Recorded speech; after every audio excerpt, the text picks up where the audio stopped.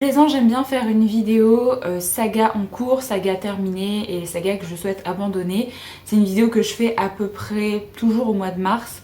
Et je suis en train de voir un petit peu déjà pour la préparer tout simplement.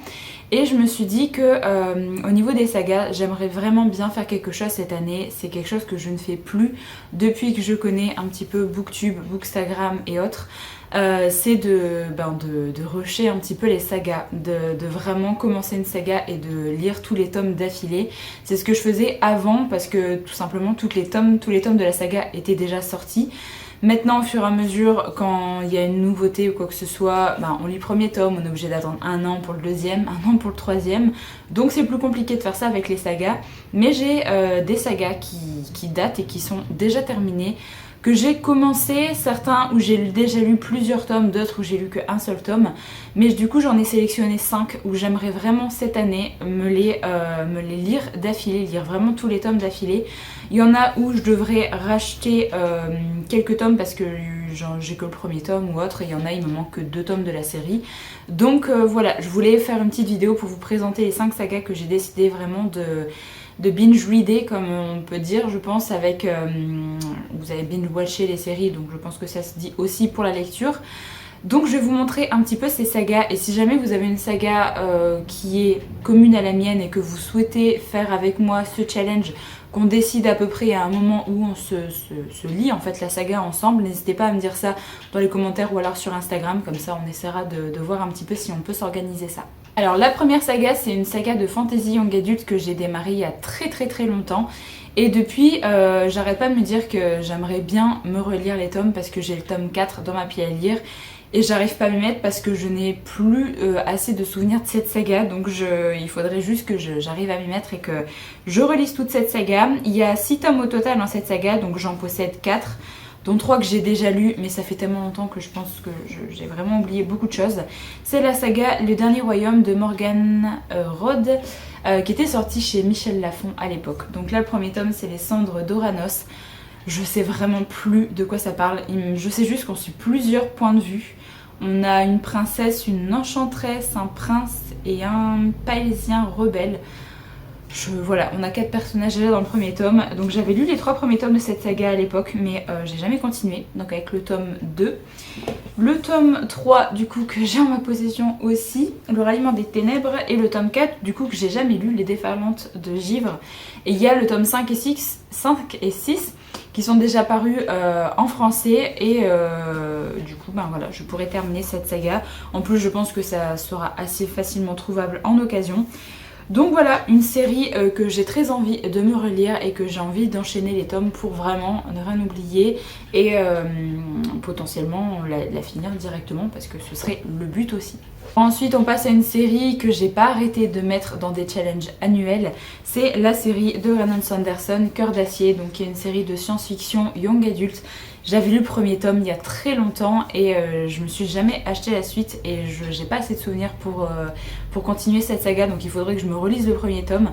Donc j'aurai que le tome 2 et 3, enfin je pense me racheter le premier tome en poche pour les mettre avec les autres parce que du coup celui-là c'est un format qui ne se fait plus et la suite n'a jamais été publiée dans ce format-là non plus. Donc au pire je m'achèterai la trilogie en poche pour l'avoir au même format que les autres Brandon Sanderson que j'ai.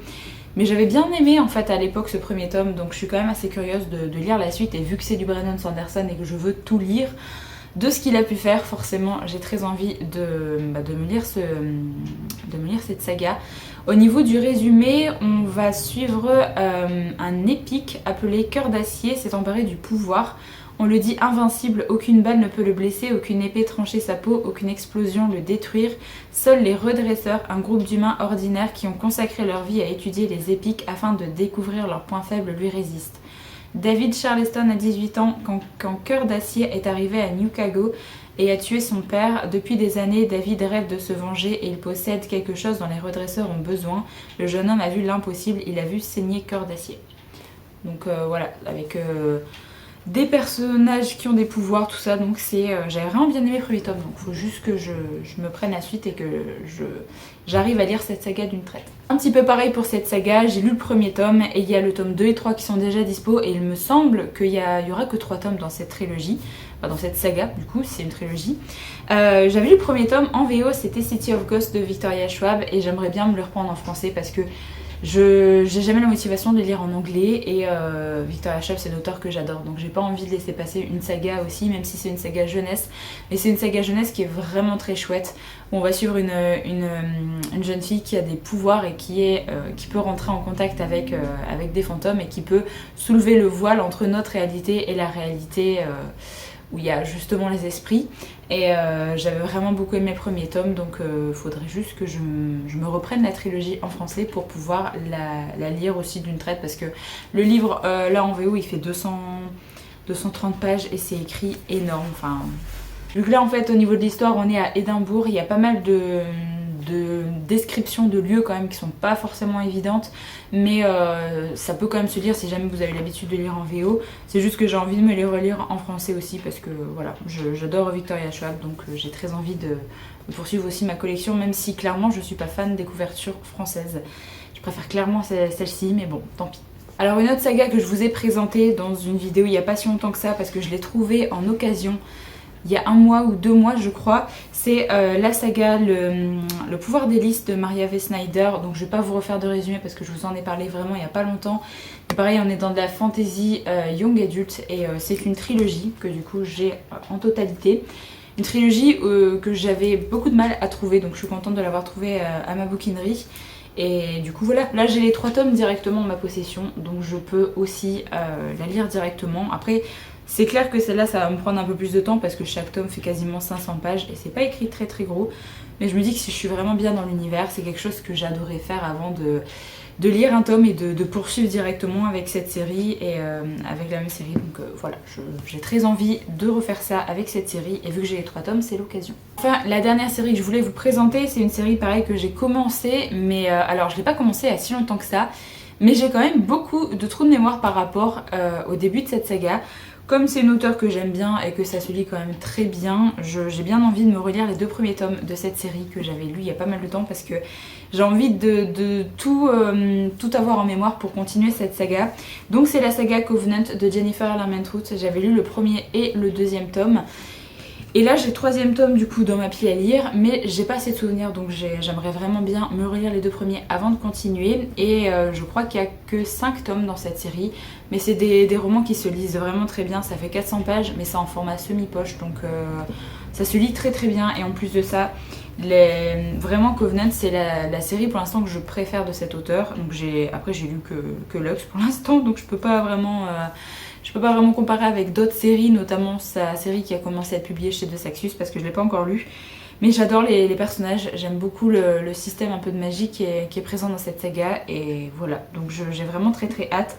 Pour le résumer, si jamais vous connaissez pas, on est sur une île au large de la Caroline du Nord où vivent les hématoïs, des individus au sang pur et au pouvoir divin capables de maîtriser les 4 éléments.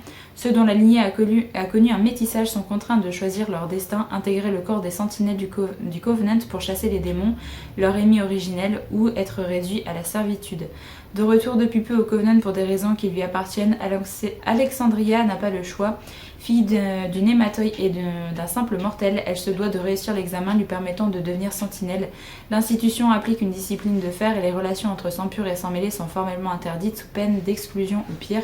Une règle qui pourrait être simple si Aiden, un sang pur aux yeux couleur d'orage qu'Alex convoite depuis toujours, n'a pas été désigné comme son entraîneur personnel. Voilà, donc faudrait que je me relise les tomes et je pense que je vais les relire assez rapidement parce que vraiment j'ai très envie de me replonger dans cet univers et au moins j'ai que 2 tomes à me racheter pour finir cette saga aussi. Donc voilà un petit peu pour les sagas que j'aimerais vraiment lire d'une traite. N'hésitez pas à me dire si jamais vous souhaitez faire la même chose aussi ou si vous avez une saga en commun avec moi. N'hésitez pas à me dire ça dans les commentaires, comme ça on pourra s'organiser une lecture commune si jamais vous le souhaitez. N'hésitez pas également à me donner votre avis si jamais vous avez lu une des sagas que j'ai présentées, notamment les sagas que j'ai peut-être pas débutées comme la saga le cycle de Lys, je sais plus le nom de la saga. Mais c'est des sagas vraiment que j'ai très envie de prendre le temps de lire parce que généralement c'est soit des auteurs que j'adore, soit des séries que j'ai commencé et que j'aime beaucoup. Donc voilà, j'aimerais bien reprendre un petit peu cette habitude que j'ai perdue suite à la découverte un petit peu de toute la sphère Booktube, Bookstagram. Voilà, j'en ai terminé avec la vidéo, j'espère qu'elle vous a plu. Je vous retrouve très bientôt pour une prochaine, donc en attendant, prenez soin de vous.